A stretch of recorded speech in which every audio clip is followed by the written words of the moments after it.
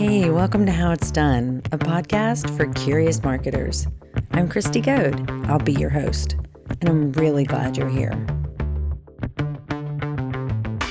Today, we're talking to Ryan Estes, who's the co-founder of KickCaster, a podcast booking agency that books you on top podcasts that speak directly to your ideal audience. Welcome to the show, Ryan. Thanks, Christy. It's so nice to be here. I can't wait to learn more. It's a podcast about podcasting. So I suppose it's kind of Seinfeldian after all. What's better than that, especially for people that love podcasts?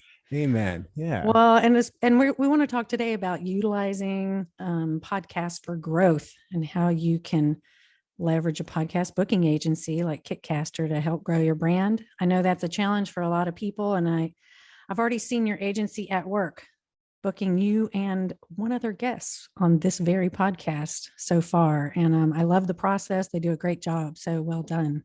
Thank you. Yeah, no, appreciate it. It's a symbiotic relationship. We can't have a podcast booking agency without excellent podcast hosts. So thank you. Well, how about we dive in and you just tell us a little bit about KickCaster and how it came to be. Tell us a little bit about yourself. Yeah, let's do it. So KickCaster is a podcast booking agency. We work largely with funded startup founders, entrepreneurs with exits, and C-suites execs. And we book them on the world's top podcasts. There's about 18 of us on the team now. And our job is to basically be the best in the world at booking podcasts for our clients. And I think we're getting close to that mark. It never ends, but I think we're close to that. KickCaster started 2 years ago. We launched September 6th, 2019, basically as a collaboration with a friend of mine, Brandy Whalen, who's our co-founder. Okay. She has a PR agency and had a PR agency for 10 years. And I had a digital marketing agency for about the same time. And I had a podcast for about 9 or 10 years. It started out being called the Denver Business Podcast, and it became a podcast called Talk Launch. And it was a founders podcast. So I'd interview same kind of folks, tech founders, stuff like that. And Brandy would bring her clients to my show. And so we were getting coffee and just kind of like, hey, let's do a project together. What do you want to do? It's like, well, we met the podcasting, something there. So we kind of went through a process of validation, looking for a project in podcasting, and kind of came to this idea of a booking agency. And I think what we liked about it is the way you scale a service like this, kind of a productized service, is old school. It's like having a HQ and having, putting butts in seats and like creating a company culture. And both of us with kind of software tech startup kind of background, it was kind of the flip side of what we've been doing, kind of lean and mean teams with 90% margins and explosive growth or catastrophic destruction. This was kind of more like kind of building a team. And so I think it was really appealing to both of us at the time. So, we started out with the pilot program that went really well and kind of put everything into it. And 2 years later, here we are. So you work with agencies all across the country, or who do you mostly work with? We're working mostly with the startup directly, either with their marketing team or with the founder, CEO. We'll do kind of CEOs and stuff like that too. But we also do work with agencies. So agencies will basically bring us on as like a podcasting arm to their agency, and we'll work on their behalf, and then they manage the client relationship on their side. But for the most part, we're working directly with the founder of the company. And how do you determine which podcast to target? Ooh, that's a good question. I didn't have that on the list. I'm just throwing that at you. No, let's do it. The kind of way that we'll go at it is we really start with the outcomes. What do you want to get out of podcasts? Oftentimes that could be kind of brand exposure. Like we're just looking to get our name out there a little bit more. Everybody's looking for prospects, and we definitely want to move the needle with podcasts where we can. Oftentimes startup founders are looking for runway, so getting in front of venture capitalists, angel investors, filling the pipeline there becomes a priority. And especially now, a lot of people are using podcasts to recruit talent, to get out there, show that they're on the forefront of kind of whatever sector they're in and recruit talent through podcasting. So we kind of start there. Like, what are the outcomes you're looking for? What are the attributes of that audience? Find the audience for them, and then we'll go find the podcasts that match the potential outcomes and audience that the podcast has. That gets us really close, to kind of finding that right fit. From It's there, like it's like media relations, but specific to podcasts. Exactly. That's it. So, generally we'll do 2 tracks. We'll do kind of like a broad generalist entrepreneurial type story podcast track, and then the other will be a little bit more technical, probably where you can find a higher conversion rate within kind of those outcomes you're looking for. So when you're talking about conversion rates, how do you typically think about that with the podcast? Does it include all the way, through to thinking about production and what calls to action you're putting in there, or it goes back to what you were just talking about, what's your goal, and understanding that on the front end? Yeah, you bet. I mean, podcasts are pretty squishy. I mean, they don't fit neatly on spreadsheets. It's hard to find your acquisition cost from a podcast. So, we ask our clients, is this resonating with you? Do you like it? Because that's really important. It does become a really fun way for leaders to lead, and kind of talk about the thing that they're most passionate about. But then what are the other areas that we can measure success within the campaign? So it's really just a dialogue with the client of like, hey, are you getting what you signed up for? Yeah. Do you ever find that, some CEOs say that that's what they want, and let's go do some podcasts, and then they're, just not available when you start delivering? On the schedule, sure, it Yeah. happens. Yeah, totally. And we have philosophy, like we don't believe that there's such thing as a podcast emergency, because there just isn't. That's true. We definitely take our job very seriously, but it's like, hey, man, where we can, we'll reschedule to accommodate our clients. But we're also, working on behalf of podcast hosts as well. So there's a fine line, if everybody's respectful of everybody's time, it works out great.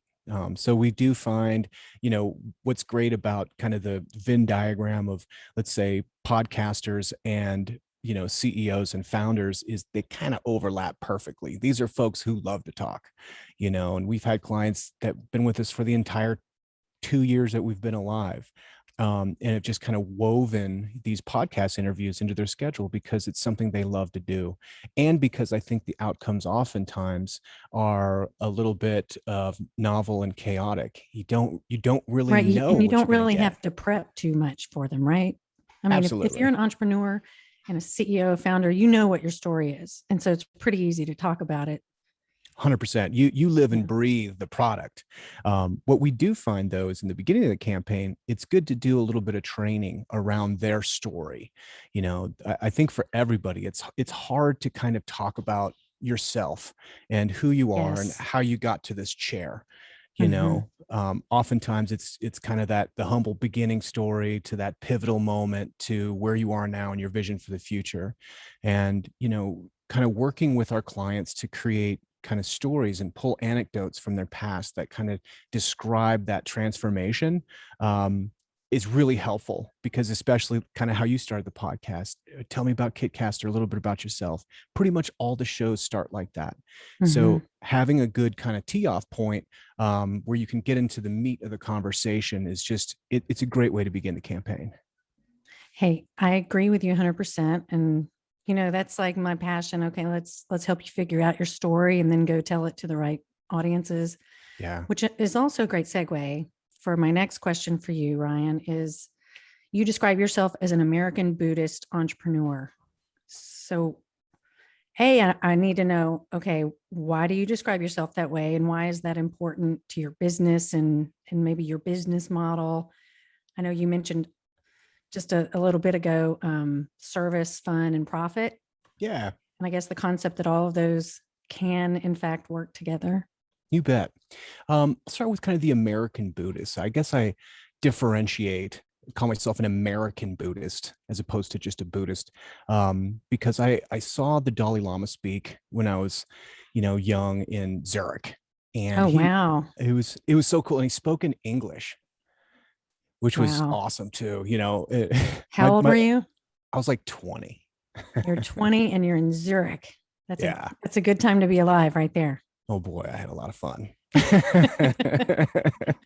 It was great, you know, and I was definitely kind of deep into studies of some Tibetan, but Buddhist philosophy and Buddhism for sure, but more kind of into Taoism. I mean, I was a teenager essentially, so I didn't even know what You're I didn't finding know. yourself. Yeah, absolutely. So I had Yeah. the opportunity to go see the Dalai Lama, and I did. And one thing he said, he's like, you know, Americans can never be, or not Americans, Westerners can't be Buddhist because they don't understand Buddhist culture.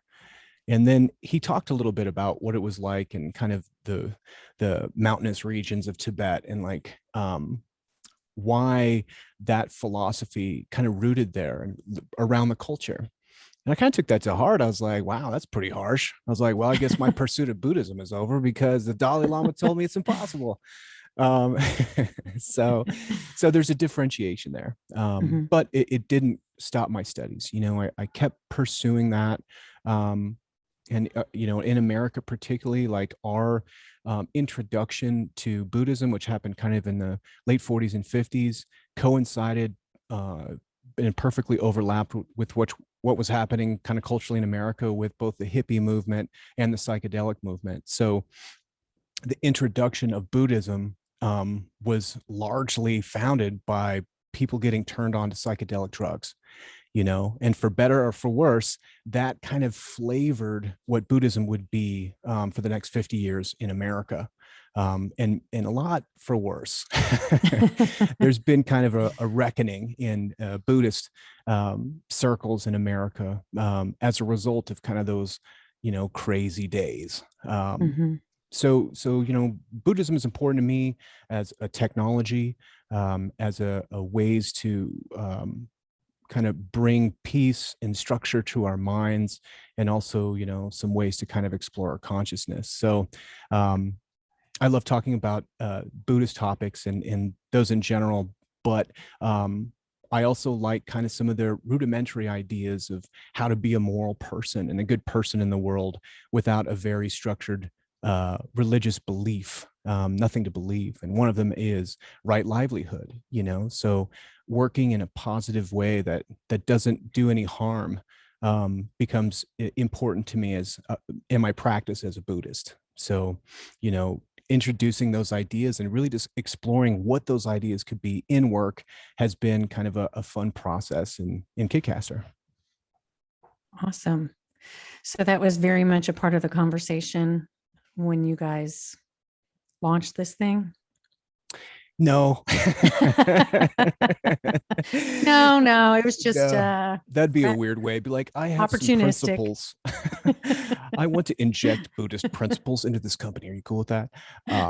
No, no. I think Okay. It's just more like your personal philosophy and yeah, compass, I guess. yeah, it totally it filters in, you know, kind of you talked about kind of the way that being an entrepreneur myself, but also a family guy, you know, I got two kids and I have my passions and hobbies, and you start to realize that like you just don't have that much time. And Right. I'm also like, you know, manic and I love jumping into new ideas and stuff. So I had to kind of create a criteria for which I would do things. And for me, that became, you know, it has to be fun. It has to be of service, and it has to make money.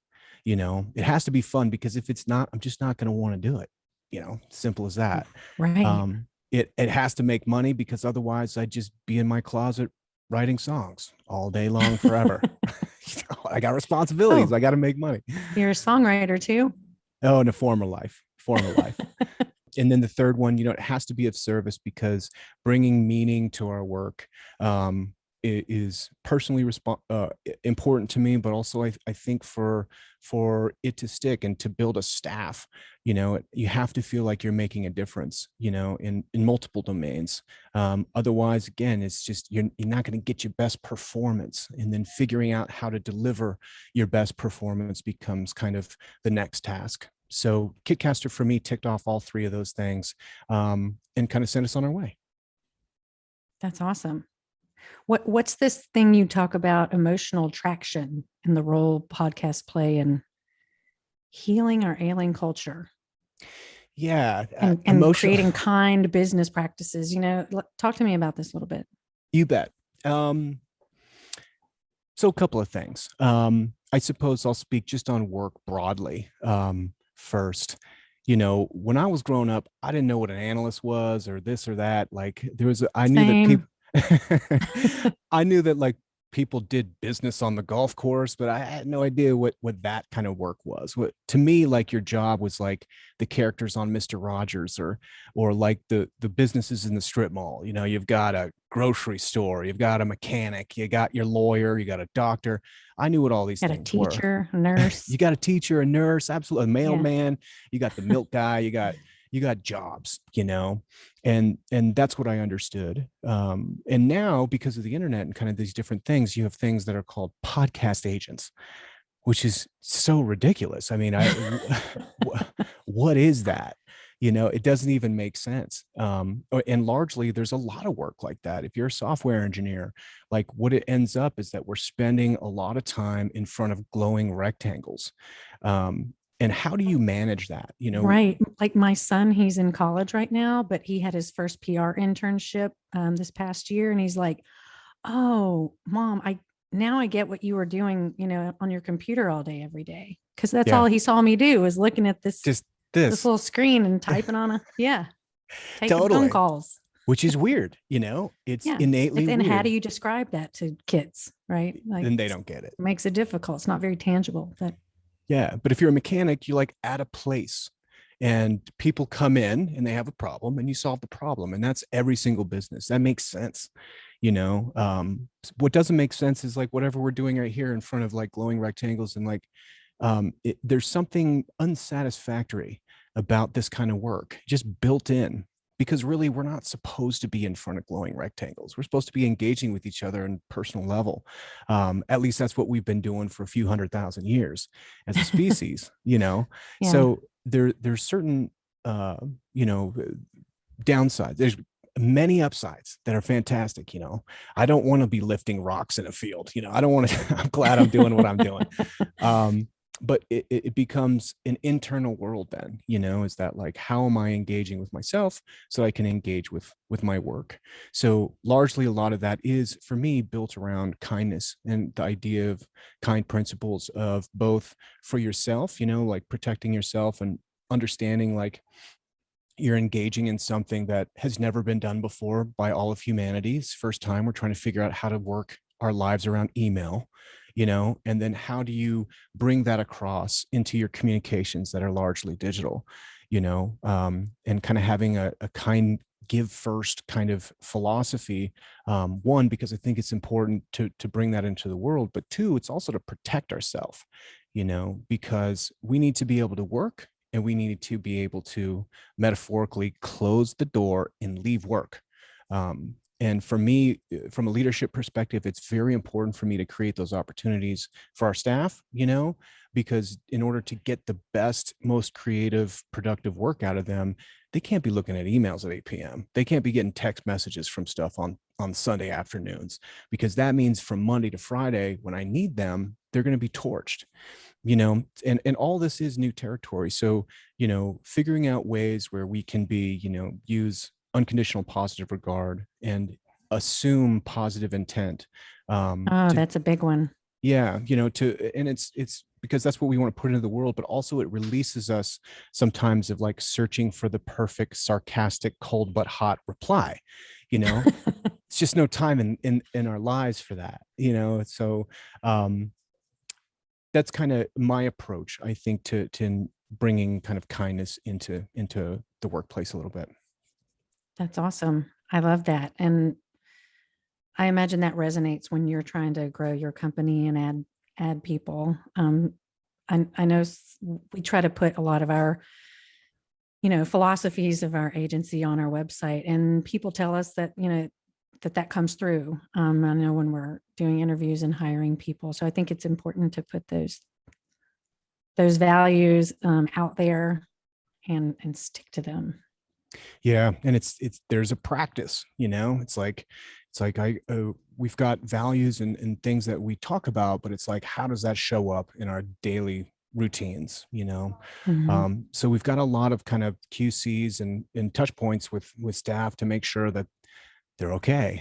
Because we all know if you're getting 100, 200 emails a day, and all of them are singing your praises and one of them is off, you're just going to be obsessed with that off email, and it'll drive you bananas. So, Yeah. in a leadership position, I do feel like it's my responsibility to help give us some tools in order to deal with these glowing rectangles and how it is kind of maybe a anti-biological work interaction. I shouldn't say anti. It's just new. And so we're all trying to figure out how to do this.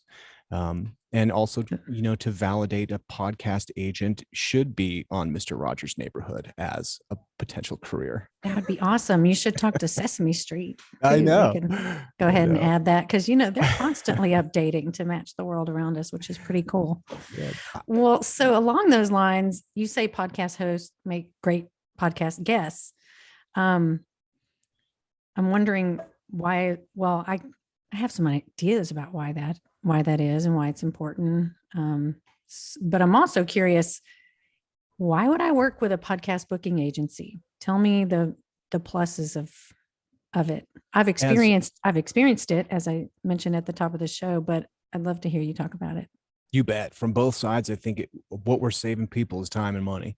If you're a podcast host and let's say you reached out to your network on LinkedIn, you realize that it takes a lot of time. It takes a lot of time. Yeah, to book guests, so working with a podcast agency like us, if you're a podcast host, it's totally free for you. It's like, tell us what your podcast is about and let us feed you great guests. It's kind of a no-brainer. For podcast hosts, we say that they make great guests because, one, they like to talk, so they're on podcasts. But two, they're also already comfortable with kind of the emotional material that will come up from doing podcasts, big emotions. It's kind of shocking at first, maybe for what folks. do you mean by that? Well, on one side, if you're a podcast host, you'll get in a rhythm of like making people comfortable. It's your job. It's like, hey, I want to bring out the best of you for you, so that we can have a great conversation here. And you get better and better and better at that. Now, when you turn the table and now you're the guest, you start to understand why those guests were a little uncomfortable. I mean, because big emotions do arise. You look at the podcast, you're like, oh man, am I good enough for this show? Or maybe I'm too good for this show. Or look at the guests that were on this show. What am I going to talk about? What are they going to ask me? Like all of these things, and just being plain nervous, bubbles up, and figuring out like how to work with that as that's coming up and get comfortable with it. So largely podcast hosts have kind of dealt with that already. So they can kind of really hit the ground running on that side. So that makes sense. Yeah. And then do you find yourself constantly like listening and watching other podcasters and always trying to figure out, oh, I really love what they did there, or, oh, that's awesome, I'm going to bring that into my shows? Or Oh, totally. I mean, I'm just a fan of virtuosity across the board, so it became being obsessed with music and then seeing that like people that talk like real conversationalists, mastery, masterful journalistic questions and way they deliver. I like Guy Raz from How I Built This, the way he laughs, the way he's so good. And the way he laughs, he goes, so like the laugh doesn't like hit the mic hard. I'm like, dude, this guy's a pro. Now I'm going to be completely aware of the laughter thing. That's right. No, exactly. I know I'm totally self-conscious. Yeah. I mean, now it's like video is part of podcasting, but before at least you didn't have to worry what to do with your hands. But now it's back to video and it's like, what am I doing with my hands while I'm talking? So, or bobblehead, like, that my first video podcast, I was like, I am a total bobblehead. I'm going to have to work on that. No, I think it's great. It shows great empathy. Like you're like that. I'm affirming that was a great response.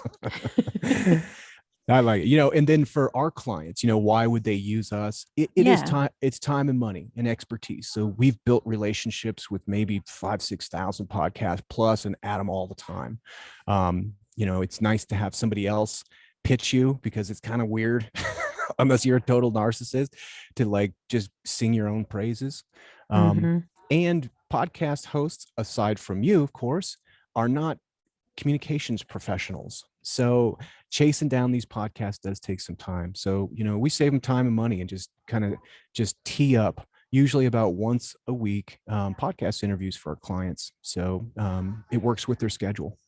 Is there some sort of baseline mark that podcasts have to hit for you to pitch them? I'm kind of curious how you guys came across how it's done. You bet. Not that you know the answer to that, but if you do, Yeah. great. But is there some sort of threshold, or I imagine there's some sort of criteria that you use? Absolutely. So we begin kind of our podcast search. We go through those outcomes, audiences, podcasts, and everything.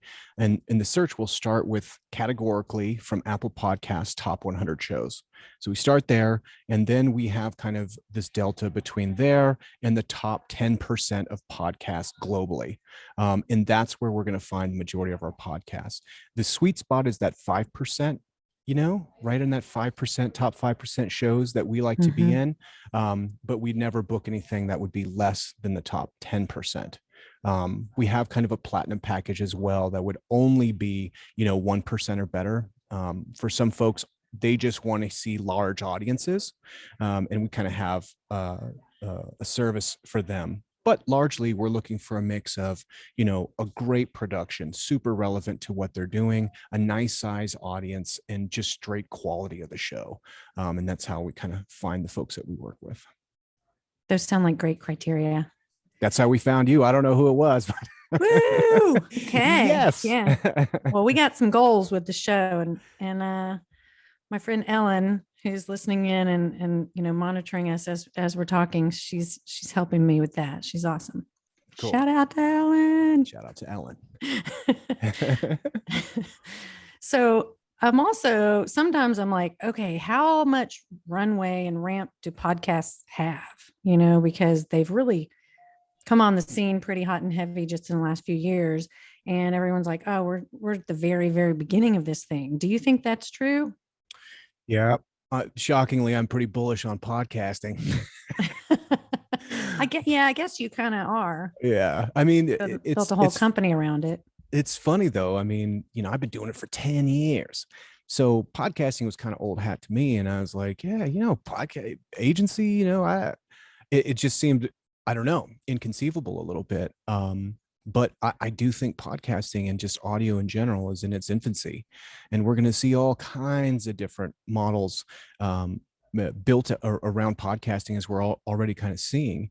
I think that, they describe audio as a warm medium and video as being a cool medium, where with a warm medium, your brain gets to fill in the gaps a little bit. If people are just on the treadmill right now, they're imagining us sitting and talking together, but of course we're not. Their brain is very active as they're listening to the podcast, as opposed to videos where everything is kind of presented for you. So to me, it just evokes this idea of like sitting around the campfire in the dark in retelling that day's hunt. You can't really see their face, but there's a flicker of fire or something, where people are retelling these stories. And those stories became, the basis of your culture, but also the basis of survival, because if they're like, yeah, the herd of buffaloes is behind the second rock past, you better get that story. So I think that there's something innately baked into us to hear conversation and stories and be drawn into them, especially in podcasting, where they're kind of they're casual, they're kind of charmingly amateurish, and it's just how people talk. It's not an interview, as it's not Barbara Walters grilling somebody and them dancing around the questions. It's like that's a whole artificial world that people don't really communicate with. Rather, they communicate like how I'm trying to do, which is a gigantic run-on sentence that never ends. You look at the transcriptions from podcasts, and they're not quite as compelling. I know. You're like, as the this is a disaster. No one finishes a sentence. There's all kinds of 3 commas, 2 dashes, no punctuation. Yeah. And but that's how people talk. That's how people listen, is their attention will fade in and fade out. And they're like, he's rambling on. I'm going to space out, and then maybe there's a little nugget there, and you dance around that a little bit. So I think, podcasting brings out kind of this natural instinct to communicate, but also to like be a fly on the wall, as it were. And kind of the second part of your question before, of like, me personally, I do think that podcasting is a healing force because of that. Social media, it has kind of proved itself to be maybe a net negative to culture. I don't know if we could say that yet, but Not it so seems, redeeming. yeah, it seems like it really brings out some of our negative capabilities. Whereas podcasting, I think, really brings out our best, which is to say that, Christy, you and me seem like we're very similar, but even if we weren't, I think we would greet each other on this podcast in the same way. We'd extend the olive branch, as it were, to like look for places that we do connect, as opposed to places where we don't. So social media brings out our polarities, but I think podcasts and just conversation in general brings us back together. I love that, which makes it all the better channel medium for startups, CEOs, people that are trying to do cool new things, or just do, build cool and nice companies. 100%. To be able to also, have that kind of human connection. And yeah, I mean, especially in startups, it's like, what blue flat logo do you like better than the other one? It's all pretty homogenized. If you do have a story out there, then that could be the differentiator, why you go with this widget versus that widget. It's like, man, I heard a podcast with the CEO, he seems cool, or she seems awesome, that's why I'm going to go there. And what better reason? Yeah, when I watch documentaries, so how many times have I watched a documentary of some band or musician, and like, I was kind of indifferent to them maybe beforehand, but then I watched the documentary, I'm like, oh man, they're the best. Like, Avett fall in love Brothers. with them. Yeah, like I liked the Avett Brothers, but then once I saw that documentary, I was like obsessed with them. Those are my brothers. So, when you're working, is there a size company that's like too big, that's, really not in your sweet spot, that you wouldn't really take on? Or is that not really a thing? No way. Bigger the better. Yeah. Okay. We've worked with billion-dollar companies, and, typically what we'll do with them though is really silo their leadership team. If it's kind of COO, CEO, maybe there's an HR story, figure out what department is trying to do what, and then really go there. I mean, what's fun with like, big enterprise type companies is that they're going to have a very specific approach, and also like it looks impressive. It's like, whoa, this company is worth $10 billion. It makes it easier for us as booking agents. Plus, they have great budgets. I mean, I love enterprise companies. Right. You get to do some cool stuff. And then, the other big benefit is then they can leverage their social media channels, and, they can showcase these different podcasts that their executives are on, and the stories they're telling, and they can put those, publish them themselves on their own channels. And I think that gets so many more eyes on it, and it's such an awesome opportunity. Oh, totally. Absolutely. Above and beyond just a digital news article, for example, which is equally great, but, they kind of each have a different role. Absolutely. No, it's good. And, the challenges there are oftentimes just compliance and making sure that, company message, brand standards are front and center. We kind of review that. I mean, the nice thing about, if we're talking about a founder, like, they can shoot from the hip. It's their baby. Right. They're not scared of what they're going to say. Their job is to create news, right? Exactly. But, if you're working with, a compliance officer at an enterprise company, they might be a little bit more guarded. And rightfully so, but typically they've gotten to the position where they are because they're very good at navigating that balance. Right. Now, as part of your role, do you do anything post booking? If maybe they don't like something about the podcast before it gets published and you want something edited out, or is that good, that turns over to somebody else? Oh no, we'll take care of it. It's only happened 2 times. Oh. It's only happened 2 times where Can you somebody, tell us what happened? oh man. Okay, sure. The first one was somebody, like a fist bump. And he was Yeah. talking about, he after he wrote his book, he came home and fist bumped his kids because he was excited about it. But he said fisting. Oh, And the podcast host started laughing about fisting kids.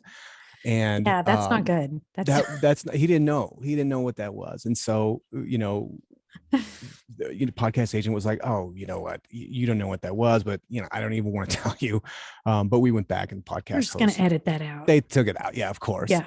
Yeah. And the other one was somebody meant to say person of color and they said colored people, which Oh again, I boy. mean, this isn't somebody who is a native English speaker. And it was like, oh, and the podcast host was like, hey, I don't think I think what you meant to say was person of color.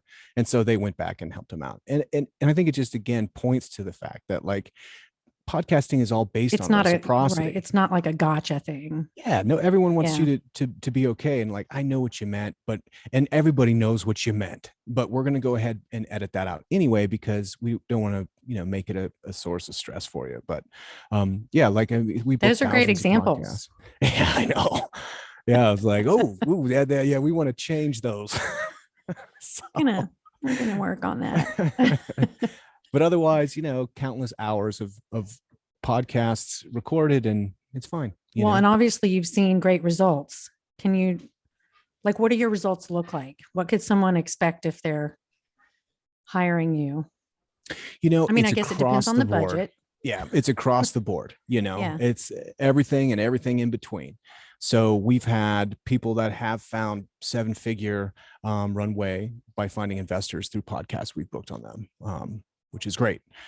We've had authors that sell books. We've had coaches that sell subscriptions to their coaching program.